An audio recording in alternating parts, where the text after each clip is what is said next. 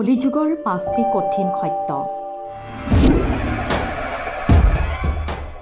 ভগৱান শ্ৰীকৃষ্ণই মহাভাৰতত কলিযুগ সম্পৰ্কে অৰ্থাৎ কলিযুগৰ মানুহ কেনে হ'ব, মানুহৰ জীৱন কেনেকৈ অতিবাহিত হ'ব, ইজন মানুহৰ ব্যৱহাৰ অন্যজনৰ প্ৰতি কেনেকুৱা হ'ব, এই সকলো বিষয় বিস্তাৰিতভাৱে বৰ্ণনা দি থৈ গৈছিল। আৰু সেই বৰ্ণনা বৰ্তমান সত্য বুলি প্ৰমাণিত হৈ গৈ আছে।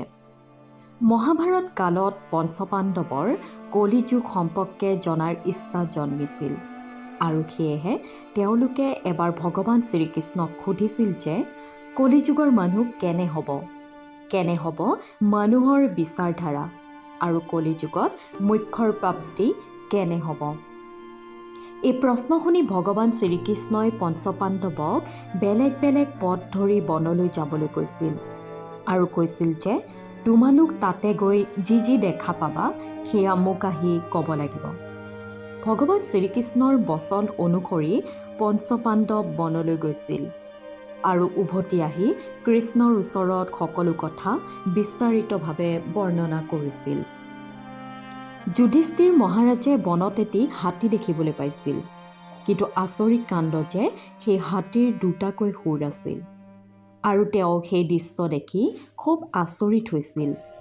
যেতিয়া তেওঁ এই দৃশ্যৰ কথা ভগৱান শ্ৰীকৃষ্ণক কৈছিল, তেতিয়া ভগৱান শ্ৰীকৃষ্ণই উত্তৰ দিছিল যে কলিযুগৰ মানুহ এনে হ'ব যিয়ে মুখেৰে ক'ব এক আৰু কাম কৰিব অইন এক, অৰ্থাৎ তেওঁলোকে উভয় দিশৰ পৰা আনক শোষণ কৰিব। ভীমে দেখিছিল এটি গৰু, যি গৰুৱে নিজৰ পোৱালীক এনেদৰে চেলেকি আছিল যে চেলেকা ঠাইৰ পৰা গৰু পোৱালীজনীৰ ছাল ছিঙি ৰক্তক্ষৰণ হৈ আছিল আৰু সেই দৃশ্য দেখি ভীম আচৰিত হৈছিল। সেয়েহে তেওঁ ভগৱান শ্ৰীকৃষ্ণৰ পৰা ইয়াৰ ৰহস্য জানিব বিচাৰিছিল।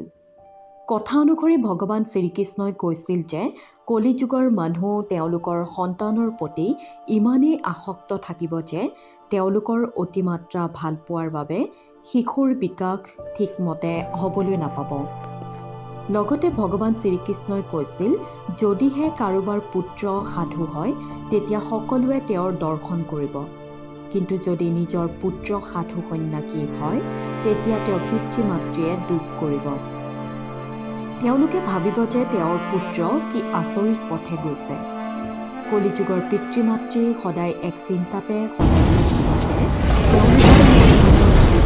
কি হ'ব কি নহ'ব, আৰু সেই চিন্তাতে পিতৃ মাতৃৰ জীৱন নষ্ট হৈ যাব। কলিযুগৰ মানুহৰ মোহ আৰু মায়া নিজৰ পৰিয়ালতে সীমাবদ্ধ থাকিব। ইয়াৰ পিছত ভগৱান শ্ৰীকৃষ্ণই তেওঁৰ কথা বাস্তৱত কৈছিল,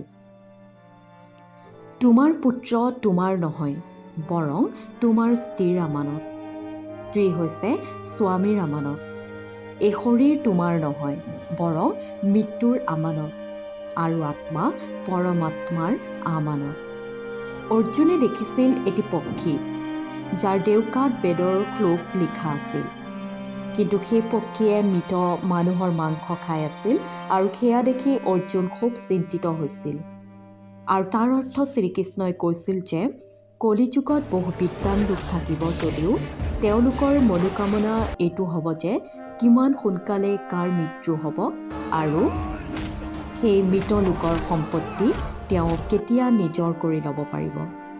কলিযুগৰ লোকৰ ক্ষমতা যিমানে বেছি নহওক কিয় তেওঁৰ চকু সদায় আনৰ সম্পত্তিৰ ওপৰতে থাকিব। এনে বহু মানুহ থাকিব কলিযুগত যিয়ে লোকৰ সম্পত্তি কাঢ়ি লোৱাৰ প্ৰৱণতা ৰাখিব। সাত্বিক আৰু ভাল মানুহৰ সংখ্যা খুব সীমিত হৈ পৰিব কলিযুগত। নকুলে দেখিছিল যে এটি বৃহৎ শিলৰ টুকুৰা পাহাৰৰ পৰা খহি তললৈ আহি থকা। শিলৰ টুকুৰাটি নামি আহি থাকোঁতে বহু ডাঙৰ ডাঙৰ গছ ভাঙি পৰিছিল যদিও অৱশেষত শিলৰ টুকুৰাটি এডাল সৰু গছত ঠেকা খাই সেই শিলৰ টুকুৰা ৰৈ গৈছিল। নকুলৰ কথা শুনি ভগৱান শ্ৰীকৃষ্ণই কৈছিল যে কলিযুগত মানুহৰ বুদ্ধি থাকিব যদিও বুদ্ধিভ্ৰষ্ট হৈ পৰিব। তেওঁলোকৰ জীৱনৰ পতন হ'ব আৰু সেই পতনক অলেখ ধন সম্পত্তি আৰু ডাঙৰ ডাঙৰ বিষয় বাধা দিব নোৱাৰিব। আৰু ডাঙৰ ডাঙৰ বৃক্ষই বাধা দিব নোৱাৰিব যদিও হৰিনাম নামৰ এজোপা বৃক্ষই মানুহৰ জীৱনৰ এই পতন ৰোধ কৰিব পাৰিব আৰু এই হৰি কীৰ্তনৰ দ্বাৰা মানুহৰ বুদ্ধি প্ৰবল হ'ব। সহদেৱে জংঘলৰ মাজত বহুত কুঁৱা দেখিবলৈ পাইছিল আৰু অনেক কুঁৱাৰ ভিতৰত একেবাৰে মাজৰ কুঁৱাটো জলশূন্য আছিল, যি কুঁৱা অইন সকলোবোৰ কুঁৱাৰ তুলনাত আটাইতকৈ গভীৰ আছিল।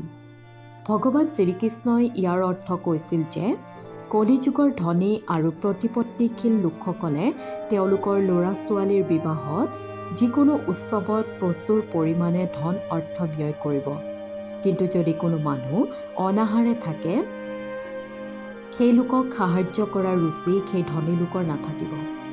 ইন্দ্ৰিয় সন্তুষ্টি, মদ্যপান, মাংস ভক্ষণ আৰু বিলাসিতাত খুব টকা খৰচ কৰিব কলিযুগৰ লোকে।